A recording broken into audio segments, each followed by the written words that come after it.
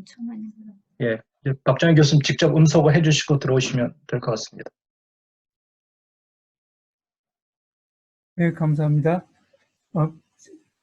반갑습니다. 저 오타와에 살고 있는 박정희라고 합니다. 오늘은 전에 이제 여러 선생님들이 좋은 발표, 좀 깊이 있는 내용의 발표를 해주셨는데요. 오늘은 조금 어떻게 좀 기술적인 얘기가 될 수도 있고요. 탈괴 현상이라고 합니다만은 좀 깊은 내용이라기보다는 우리가 어떻게 이것을 인구 통계학적으로 이해할 수 있는지, 어떤 의미에서는 통계를 가지고 종교를 얘기하는 거고, 또 다른 의미로는 종교를 통해서 통계에 대해서 생각해 보는 그런 시간이 되겠습니다. 그래서 사실 이게 요즘 이 제목이 Looking at Nuns Through a Demographic Lens라고 했는데, 마치 이제 수녀님들처럼 nun이라고 얘기하는데, 이제 어디에도 속하지 않는, 어느 종교에도 속하지 않는 사람들을 이제 nun이라고 부르는데, 그 nun의 숫자들이 이제 점점 늘어난다는 거죠. 그래서 그 현상에 대해서 여러 가지 논의들도 많고 하는데, 오늘은 아무튼 우리가 함께 이제 토론하고 생각해 볼 것은 어떻게 우리가 통계적으로 이 탈종교 현상을 이해할 것이냐. 또 한편으로는 이 탈종교 현상이라고 하는 것이 한 가지 예일 수도 있습니다. 그래서 오늘 우리가 같이 생각하는 기회를 통해서 우리가 종교인으로서 또 이제 신앙을 가진 사람들로서 또 종교에 관련된 일을 하는 사람들로서 통계를 사용하는 것이 어떤 방식을 취하는 것이 온당한 것인가 라는 것도 이제 이 넌의 예를 통해서 우리가 한번 생각해 볼 수 있는 자리가 될 것 같습니다. 그래서 어떻게 보면 오늘 이 자리는 두 가지 목적이 있다고 할 수 있겠는데요. 탈종교 현상에 대해서 우리 함께 생각해 보고 또 그 예를 통해서 종교의 현장에서 통계를 어떻게 바로 사용할 수 있을까라는 점에 대해서 생각해 볼 수 있다고 기대합니다. 첫 장에서 말씀드릴 수 있는 것은 여기 선생님들도 어떻게 다 동의하실런지 모르겠는데 상당히 우리 종교 현장, 예를 들어서 교회에 있어서의 그 설교 메시지를 통해서도 상당히 많은 통계들이 사용되고 있다는 것을 느끼시는지 모르겠습니다. 저는 상당히 제 전공이라서 그런지 그런 걸 상당히 많이 느끼는데 그 거의 뭐 편제적인 현상처럼 통계가 많이 사용되고 또 어떤 의미에서든지 통계로서 어떤 현상을 얘기하게 되면은 일종의 힘이 더 있고 좀 신뢰도가 올라간다고 할 수도 있겠고요. 어떤 의미에서는 좀 주장의 권위가 생기는 면도 없지 않아 있다고 생각합니다. 그런 이유 때문인지 우리 종교 현장에 있어서도 통계의 사용이 상당히 광범위하게 이루어지고 있고 증가하고 있다고 그렇게 생각합니다. 그런데 제가 솔직히 말씀드릴 수 있는 것은 종교 현장에서만큼 그렇게 이 통계에 대한 해석이 좀 창조적인 데가 별로 없는 것 같아요.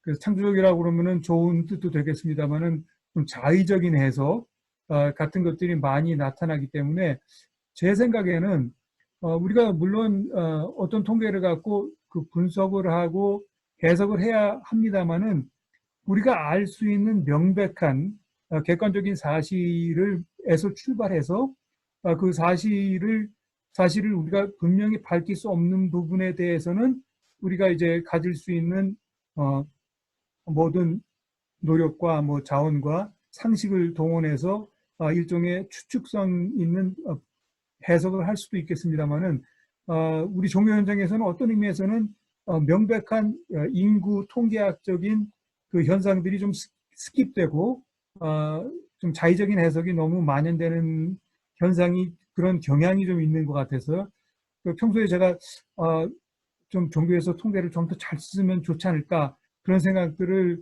많이 해왔었습니다. 그리고 사실 종교 현장에서 통계가 사용된다고 그러면은 단순히 뭐 수치의 제시라기보다는 그 데이터를 바탕으로 해서 우리가 정확한 이해를 통해서 정보를 만들고 그 정보에 대한 또 깊은 이해를 통해서 우리가 지식이 된다고도 할 수가 있는데 그런 지식 차원의 통계가 지식으로 이제 변환된 그런 상태의 내용들이 종교 현장에서 전달되면 좋지 않을까 그런 생각을 갖습니다. 그래서 최종원 교수님의 그 저서의 제목이기도 한데 사실 이런 경전의 해석뿐만이 아니라 이 통계에 있어서도 우리가 사실 그 주어진 수치, 텍스트에 이렇게 텍스트에만 집착하면 안 되고 그 수치를 있게 하는 그 컨텍스트를 이해하는 것이 필요하다. 뭐 그런 말씀을 드리고 싶습니다.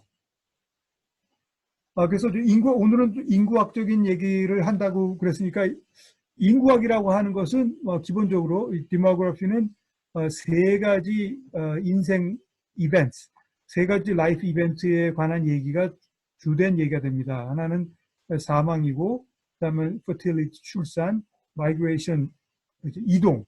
이 세 가지를 갖고 이제 공부를 하고 연구를 하고 이제 사회 현상을 이해하는 것이 인구학이라고 하는 학문이라고 할 수 있겠는데요. 물론 이제 이 세 가지가 가장 중요합니다만 그 이외에도 뭐 결혼이라든가 뭐 가족관계라든가 뭐 다른 라이프 이벤트들도 있을 수 있겠죠. 그런데 종교적인 입장에서 생각했을 때 그러면 이 종교 현상에 특별히 의미를 갖는 그런 뭐 사망이나 출산이나 이동에 대한 그런 그 인디케이터들은 변수들은 뭐 무엇이 있을까 한번 생각해 볼 수 있겠죠. 그러면 우리가 종교 현상과 관련 있는 것을 생각한다고 해도 뭐 여러 가지가 있을 수 있겠습니다만 가장 이제 단순하고 좀 쉬운 걸 말씀드린다고 그러면은 이 사망에 있어서 우리가 최근 뭐 한국 사회라든가 이 북미 사회라든가 아무튼 이렇게 어느 정도 이제 발전된 이 서구 사회 같은 곳에서는 이제 상당히 수명의 연장이 급속한 속도로 이루어지고 있지 않습니까? 그래서 이런 수명의 연장이라고 하는 것이 사망에 있어서의 굉장히 중요한 인구학적 변화이고 그렇게 수명이 연장된다, 이 사람들의 수명이 연장된다고 하는 그 현상 자체가 종교에 있어서도 중요한 의미를 갖는다. 그렇게 생각할 수 있겠죠. 그러면 출산에 관해서는 우리가 뭘 생각할 수 있냐? 출산에 대해서도 뭐 종교인이 출산력이 더 높을 수도 있다. 뭐 이런 생각도 할 수 있지만 출산이 갖는 요즘에 있어서 가장 큰 영향은 출산이 낮음으로 인해서 노인의 인구가 늘어난다고 하는 것이겠죠. 그래서 인구 고령화라고 하는 것이 이 저출산의 결과로서 나오기 때문에 이 출산에 있어서의 변화가 야기하는 이 고령화 사회가 또 종교 현장에 상당히 의미 있는 배경으로서 우리에게 다가오지 않을까 그렇게 생각합니다. 이동에 있어서는 이제 뭐 세계화의 현상도 있고 많은 인구의 이동이 다양한 이 방향을 통해서 다양한 국가로부터 또 다양한 다른 국가로의 이동이 점점 더 왕성하게 이루어지기 때문에 어떤 의미에서는 종교를 포함한 문화의 이 다변화, 그래서 상당히 다문화적인 사회가 결과하는 것도 이제 인구학적인 세 가지 변수 중에 하나인 마이그레이션에 의해서 이루어진다. 이렇게 볼 수 있겠습니다. 그래서 이건 상당히 기본적인 말씀을 이제 웜업 차원에서 드렸고요. 그러면 다음에 이제 좀 본격적인 종교 통계에 대해서 한번 얘기를 해보도록 하죠. 여러분들 이게 어떻게 상당히 이 질문에 있어서 이 질문에 대해서 상당히 그 익숙하시거나 이미 보셨을 가능성이 많을 것 같은데요. 이것이 2015년 한국 센서스에서 조사한 종교의 내용입니다. 그러니까 센서스에서 이제 종교를 해서 여러분들 기억나시죠?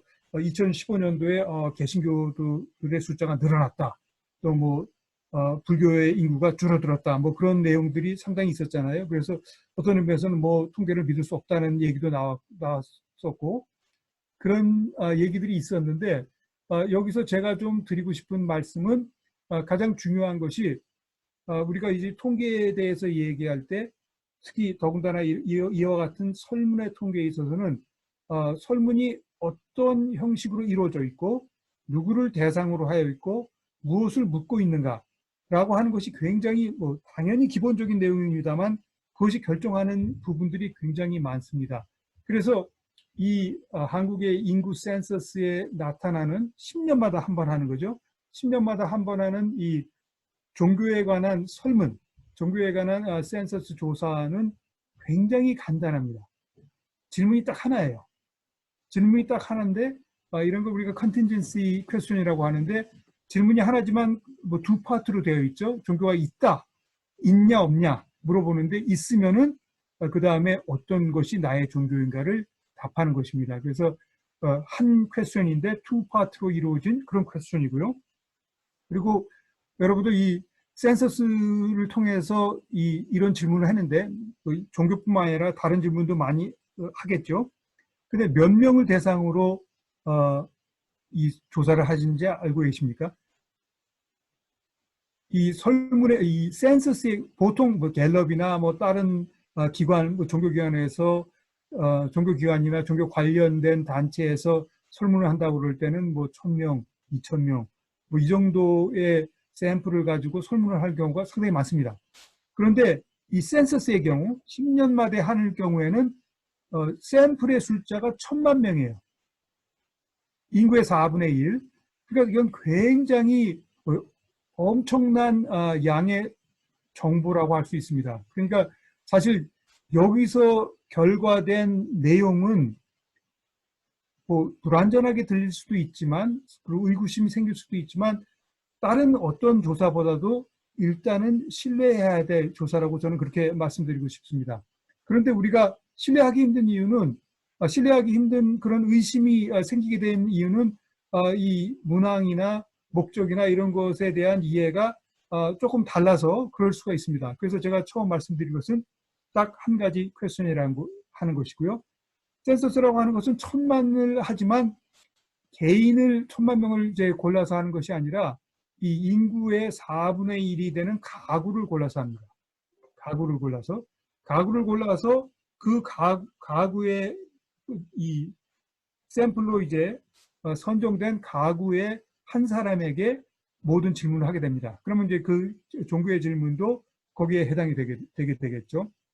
그래서 이런 센서스 조사에 의한 것은 가구에 의한 것이고 가구의 대표가 응답을 하게 되고 그래서 이런 센서스 조사는 모든 사람을 다 포함합니다. 보통 이제 다른 설문조사 같은 경우에는 뭐 18세 이상 성인에 대해서 한다던가 뭐 20세 이상에 대해서 한다던가 뭐 여러 가지 그런 제약이 있잖아요. 그런데 센서스라고 하는 것은 기본적으로는 인구 숫자를 측정하는 그런 조사이기 때문에 모든 사람을 대상으로 합니다. 그래서 우리가 이 종교에 대한 결과가 나와서 몇 퍼센트가 무슨 종교다, 몇 퍼센트가 종교가 없는 사람이다 라고 얘기했을 때는 한국에 있는 국민 모두를 근거로 해서 말하는 내용이 되겠습니다. 아시겠죠?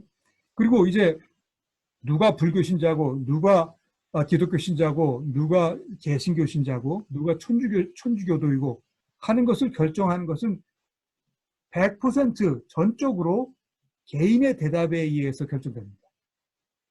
무슨 행정자료에 의해서 이 사람이 어떤 교단에 가입돼 있나, 어떤 교회에 소속돼 있나, 뭐 무슨 교리를 알고 있나 이런 거 전혀 상관없고 self-declaration, 본인이 생각해서 나 기독교인입니다. 그러면 기독교인으로 카운트되는 거예요. 나 개신교인입니다. 그럼 개신교인으로 카운트되는 겁니다. 그래서 어떻게 보면 그건 너무 공정하지 않다. 뭐 그게 정확할까? 이렇게 생각할 수도 있지만 센서스 조사는 그렇게 이루어집니다. 그리고 제가 생각하기에는 어떤 의미에서 우리가 생각할 때 스스로 자신이 어떤 종교에 속해 있다고 이렇게 고백할 수 있는 그런 대답이 어떤 의미에서는 가장 의미가 있는 것 같아요. 어떤 다른 객관적인 기준도 중요할 수 있지만 그런 것을 모두 초월해서 궁극적으로는 내가 내 자신을 기독교인, 개신교인이다, 천주교인이다, 원불교도다 이렇게 말할 수 있는 그것이 의미가 크다고 생각합니다. 그런 이유 때문인지 모르지만 모든 나라의 센서스의 종교 조사는 대체적으로 이런 식으로 이루어지고 있습니다. 그래서 우리가 어떤 결과를 통해서 뭐 예를 들어서 지난번 2015년 결과가 20%의 이제 응답자들이 개신교도라고 답했던 것 같아요. 그랬을 경우에 그 의미는 뭡니까? 20%의 대한민국 국민이 자기를 개신교 신자라고 선언했다라는 얘기가 됩니다. 뭐 그 이외에 다른 의미는 없어요.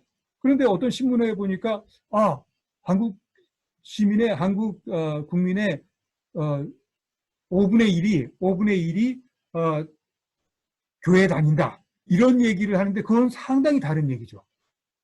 그건 상당히 다른 얘기죠.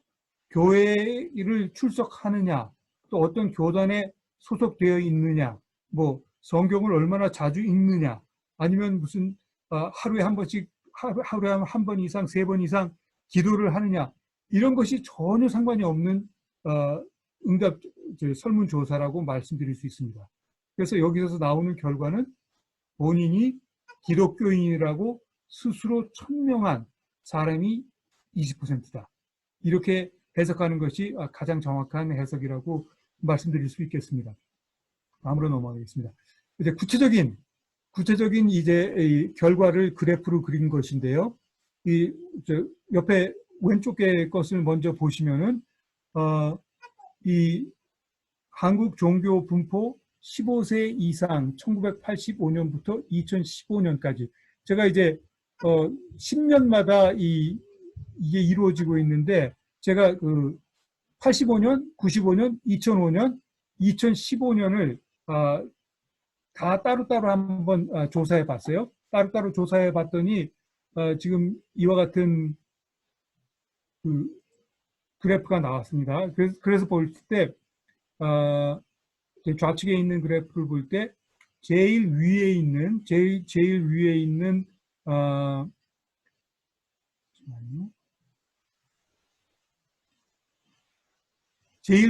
이 파란 선이 이제 무교가 되겠고요. 그 다음에 불교, 개신교, 천주교, 기타 이런 식으로 나왔는데 사실 이 종교계의 반응을 보니까 어떤 종교가 제일 많은가 이것이 가장 커다란 관심사더라고요.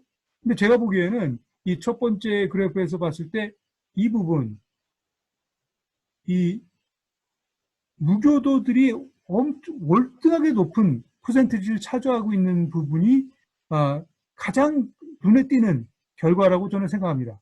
그래서 특히 1995년, 2005년 때는 그래도 50%에 미치지는 못했어요.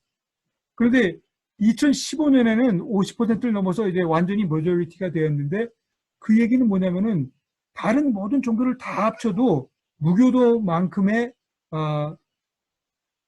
숫자가 안 된다는 거죠, 한국에. 그래서 무교도가 차지하는 포션을 다른 종교를 모두 합친 것보다도 더 많은 것이 됐다라는 현실이 된 겁니다. 그래서 이 한국 종교 분포에서 2005년, 95년, 2005년도까지만 해도 무교를 포함해서 어느 종교 집단도 절반을 차지하지 못했어요. 그런 상태였는데 2015년에는 이제 과반 이상이 된 한 종교 집단이 나왔는데 그것이 무교 집단이라는 무교도들의 그룹이라고 하는 것이죠. 그 다음 옆에 있는 차트를 보시면은 이것은 이제 2015년 가장 최근 것에 대한 결과인데 연령 집단으로 나누었습니다. 근데 제가 또 한 가지 말씀드릴 것은 아까 제가 말씀드렸죠. 센서스는 모든 사람들 다 포함한다고요. 0세부터 뭐 100세 이상까지 전부 다 포함합니다. 그럼 여러분들 어떻게 생각하세요? 0세부터 4세까지의 무교도들의 비율. 이게 얼마나 신빙성 있는 내용이 될까요? 0세부터 5세, 5세에서 9세 이런 경우. 뭐 스스로 어떤 종교를 선택할 수 없는 그런 인구 집단인데도 이제 가구 조사이다 보니까 모든 자료들이 그렇게 나옵니다. 그래서 그 자료를 바탕으로 해서 무교도가 몇 명이고 개신교가 몇 명이고 이런 결과가 나오게 되는데 사실은 그렇게 온당한 것 같지 않아요. 그래서 저는 그걸 조금 완화시켜서 15세 이상만 뽑아서 지금 결과를 맺는 겁니다. 그리고 여러분들 취향에 따라서 뭐 노인들만 따로 보실 수도 있고 또 청년들만 따로 보실 수도 있고 하겠죠. 그래서 이 두 번째 그림은 그 연령별로 나눈 것인데 눈에 탁 들어지게 나타나는 것은 맨 위에 이 파란 곡선이 맨 위에 파란 곡선을 볼 때 상당히 높은 부분이 있다가 점점 낮아지다가 끝에 가서 조금 올라오는데요. 그러니까 이 젊은 집단 15세, 24세, 25세에서 34세 이 부분에서 무교도들의 비율이 가장 높고요. 그 다음에 나이가 들어가면서 점점 작아지다가 재미있는 것은 이제 85세 이상 그룹의 그 무교도들의 비율이 75세, 84세, 65세, 74세보다도 높다는 겁니다. 뭐 큰 차이는 아닙니다만. 그래서 우리가 이 센서스에서 나온 결과를 이런 종교 집단별로 볼 수도 있고 또 이렇게 시간에 따라서 변화되는 트렌드로도 볼 수 있는데 제가 말씀드리고 싶은 것은 이미 한국 사회에서도 이 무교도들이 머저리티로 자리를 잡고 있고 그 현상은 청년들의 그 연령층에서 아주 뚜렷하게 나타난다라는 것입니다. 청년층에서 뚜렷한 현상이라고 하는 것은 어떻게 보면 미래 사회에서의 결과라고도 말씀드릴 수 있겠죠. 다음 차트 넘어가겠습니다. 이것은 한국의 얘기는 아니고요. 캐나다의 얘기인데 캐나다의 또 참고적으로 말씀드릴 수 있는 것은 한국은 이 센서스를 5년 마지막 자리가 5로 끝나는 해 합니다. 1995년, 2005년, 뭐 2015년 이런 식으로. 근데 캐나다는 좀 센서스가 좀 발달된 나라라고도 말할 수 있겠는데 캐나다에서는 센서스를 5년마다 합니다. 그래서 1자로 끝나는 해와 6자로 끝나는 해. 그래서 2006년, 2011년, 2016년 뭐 이런 식으로 센서스를 하는데 종교에 관한 문제는 이 1자로 끝나는 해 합니다. 그래서 이 자료는 제가 분석한 것이 1911년부터 2011년까지 2011년 가장 마지막으로 종교에 대한 문항이 조사된 센서스죠. 그래서 100년 동안의 캐나다의 종교 religious profile이 종교의 그 분포의 프로필이 어떻게 되는지를 한번 살펴본 것입니다. 그래서 이렇게 봤을 때 이게 퍼센테이지인데요. 1911년, 21년, 31년 이때쯤 되면 60년대까지만 해도 완전히 거의 100%가 기독교예요. 로만 캐톨릭, 오르토독스 크리스천, 프로테스탄트, 그러니까 개신교, 구교, 정교회 이 세 종교, 세 기독교 집단이 거의 100%를 이제 만들게 되는데요. 그것이 점점 변하다가 이제 최근에 오면은 이제 다른 종교들의 이 증가가 나타나고 특히 요 non-affiliated라고 하는 무교도들의 증가도 이제 뚜렷하게 나타나기 시작합니다. 하지만 캐나다에서는 아직도 기독교도들의 퍼센테이지가 훨씬 높은 상태죠.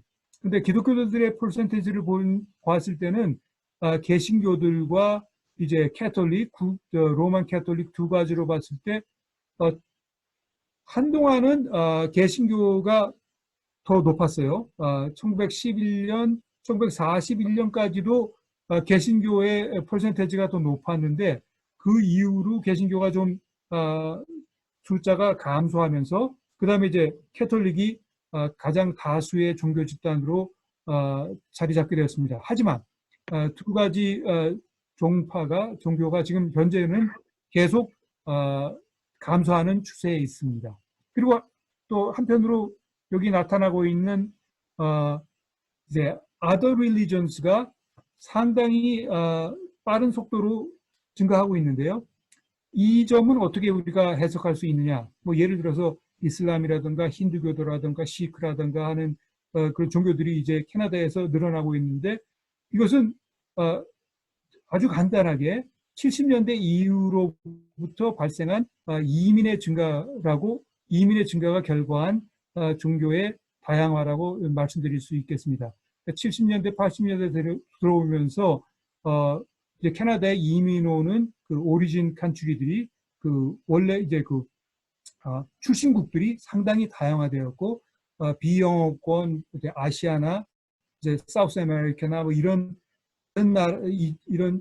제3세계에 있는 국가들로부터의 이민들이 증가하면서 이제 종교의 다양화가 이루어졌다. 이렇게 말씀드릴 수 있겠습니다. 언제나 이 마이그레이션이라고 하는 것은 단순한 사람들의 이동이 아니라 사람들이 갖고 있는 경험, 지식, 문화, 이 모든 것을 어떻게 보면 사람들이 갖고 있는 그 인생을 다 가지고 오는 것이죠.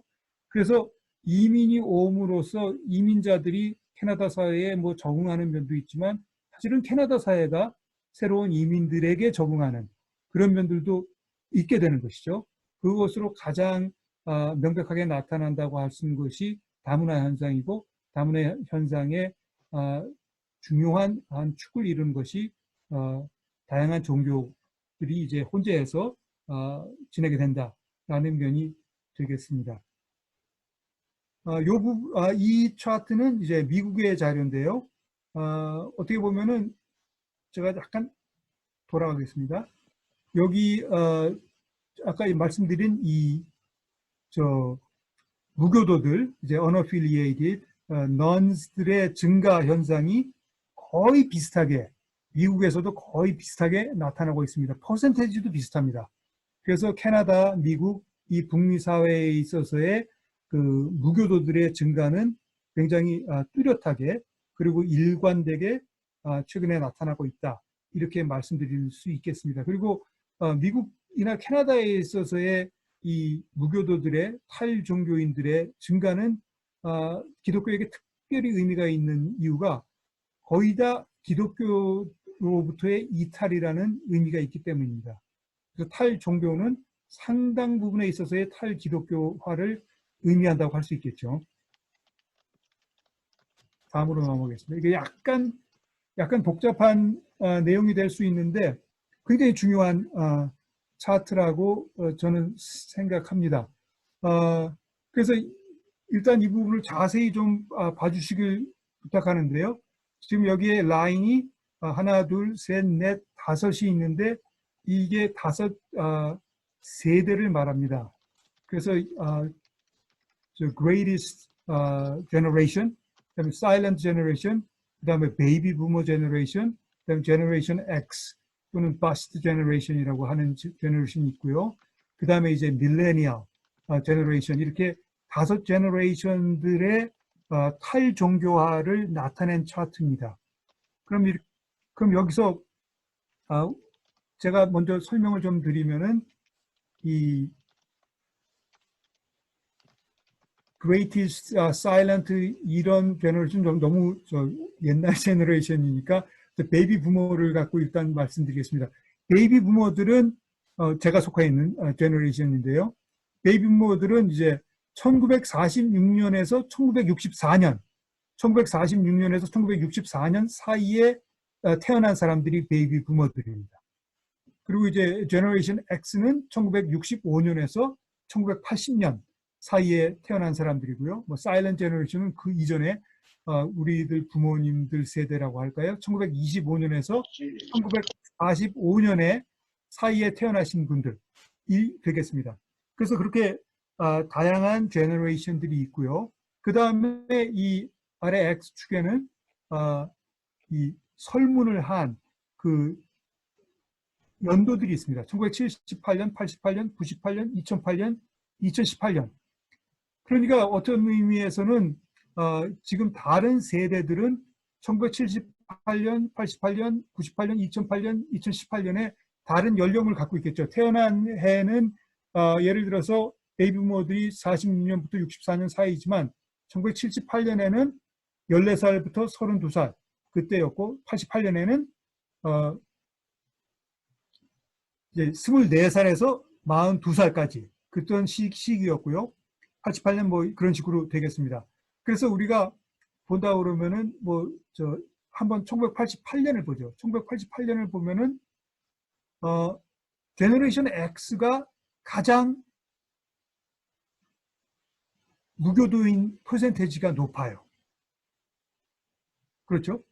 그 다음에 1998년에 보면은, 그러니까 1988년에는 밀레니얼 세대는 아직 태어나지 않았습니다. 그럼 88년에 가서 봤을 때는 밀레니얼들이 제일 높은 무교도 퍼센티지를 보이고 있습니다. 그래서 이 얘기를 간단히 한다 그러면은 어떤 시간이 됐든 어떤 시대가 됐든 가장 젊은 집단이 일관적으로 무교도들의 숫자가 가장 높다는 얘기가 되겠죠. 그래서 젊을수록 무교도 퍼센티지가 높다. 젊을수록 탈종교 현상이 뚜렷하게 나타난다. 이렇게 이런 정보를 주는 것이 첫 번째 이 차트의 메시지겠고요. 두 번째로 볼 수 있는 것은 약간 놀라운 결과일 수도 있겠습니다만은 어느 제너레이션이 됐던 시간이 갈수록 탈종교의 퍼센테이지가 올라가고 있습니다. 그렇죠? 그러니까 밀레니얼이나 제너레이션 X나 젊은 사람들이 그러는 것은 우리가 조금 이해할 수 있겠습니다만은 심지어 그레이티스트나 사일런트 같은 노인분들, 그러니까 사일런트 제너레이션 2008년이면은 68세에서 83세이신데 이렇게 고령이 되면서 탈종교화가 이루어진다는 거예요. 그러니까 우리가 탈종교 현상이 젊은이들만의 문제, 젊은이들 가운데서 더 강하게 나타납니다만은 젊은이들만의 문제가 아니라는 것을 이 차트를 통해서 우리가 알 수가 있습니다. 그 다음에 또 한 가지 마지막으로 또 생각할 수 있는 것은 우리가 그러면 제가 지금 막 말씀드린 것 이제 시간이 갈수록 나이를 더 먹을수록 이 탈종교화가 높게 나타나는 이유는 무엇일까? 라는 것은 굉장히 쉽지 않은 그런 질문입니다. 그런데 명백한 것은 어떤 세대냐 상관없이 우리가 이제 2018년을 산다 그러면은 공유하는 것은 현재라고 하는 시간입니다. 그래서 현재에 더 가까이 올수록 현재에 더 가까이 올수록 그 세대를 막론하고 나이를 막론하고 탈종교화를 부추기는 탈종교화가 더 높게 나타나는 그러한 요인들이 존재하고 있다는 것을 이 차트를 통해서 우리가 확인할 수 있다고 말씀드리겠습니다.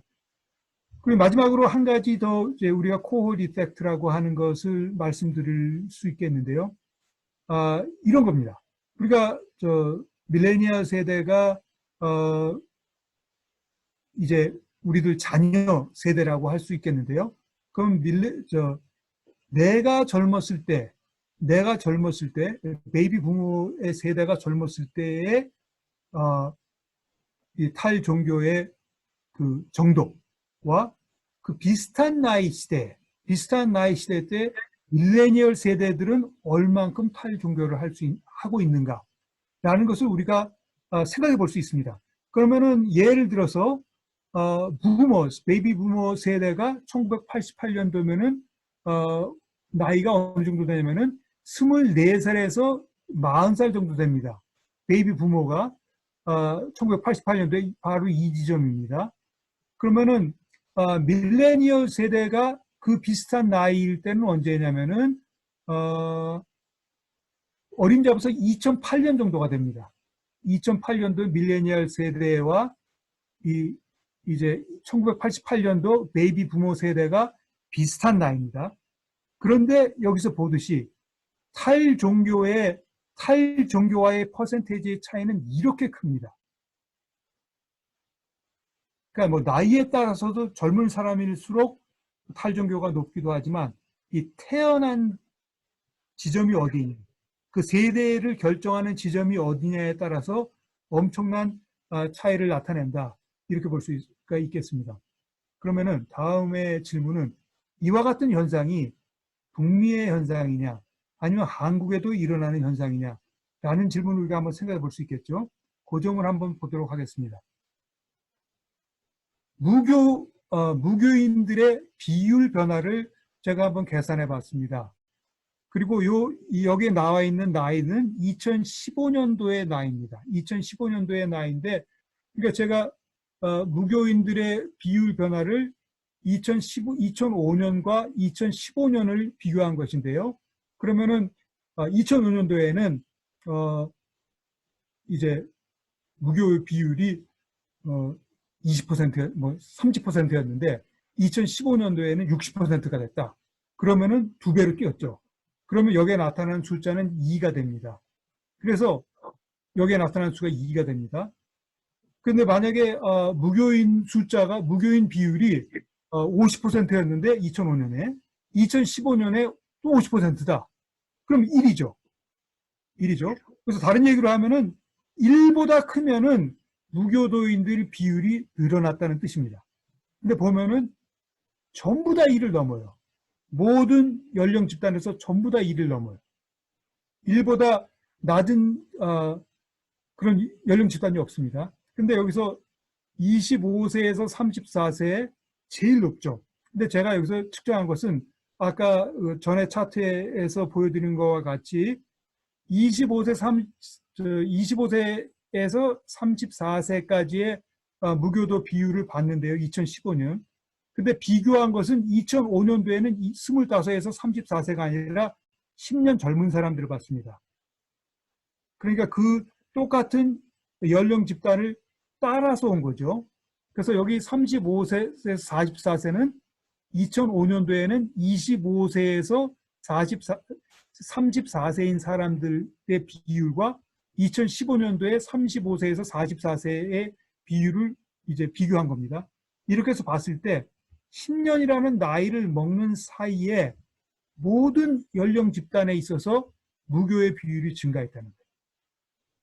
그 증가의 범위는 증가의 레인지는 25세, 34세가 가장 높지만 85세, 94세, 75세, 84세, 65세, 74세 전부 다 1을 넘고 있어요. 그래서 이게 북미 사회만의 문제가 아니라 이제 한국 사회에 있어서도 무교의 비율이 증가할 뿐만 아니라 모든 연령 집단에게 나타나고 있는 현상이다. 2005년과 2015년 두 해의 자료만 봤을 때 그런 결과를 우리가 발견할 수 있습니다. 그 다음에 구체적인 종교를 한 얘기인데 같은 얘기니까 이거는 스킵하겠고요.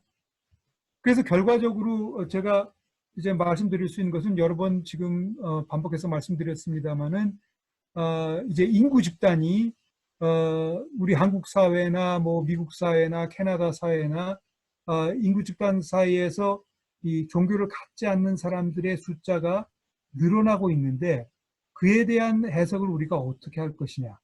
근데 그에 대한 해석에 뭐 상당히 여러 가지 의미를 부여할 수 있지만 기본적으로 가장 명백한 그 인구의 변화, 인구 변수들의 그 작용을 우리가 이해하면은 그 인구학적인 배경을 가지고 이제 탈종교 현상을 관찰한다고 하면은 우리가 상당히 객관적인 사실에 좀 근접할 수 있다. 객관적인 사실에 근거해서 해석할 수 있다라는 점을 말씀드릴 수 있고요. 그 다음에 이제 지금 직전에 보신 두 차트를 통해서 우리가 이해할 수 있는 것은 같은 탈종교 현상이 일어난다고 하더라도 다른 연령 집단이라든가 또 어떤 시대에 우리가 살고 있냐, 또 어떤 세대에 속해 있냐, 그 세대의 문제, 또 시대성의 문제, 연령의 문제가 상당히 복합적으로 작용하면서 그 특성에 따라서 다른 모양의 탈종교 현상이 나타난다는 것을 우리가 알 수 있다.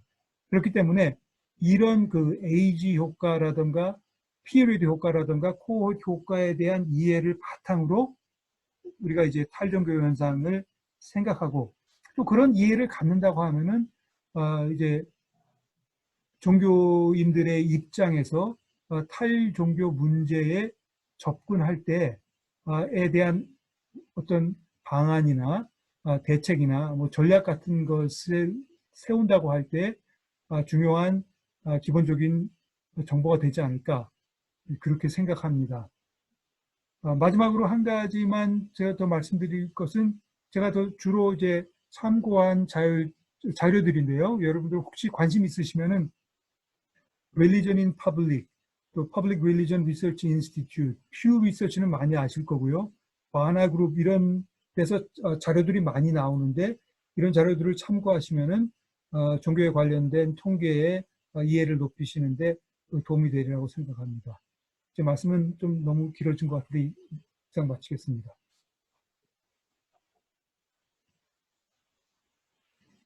예, 그 화면 공유하신 거 풀어주시면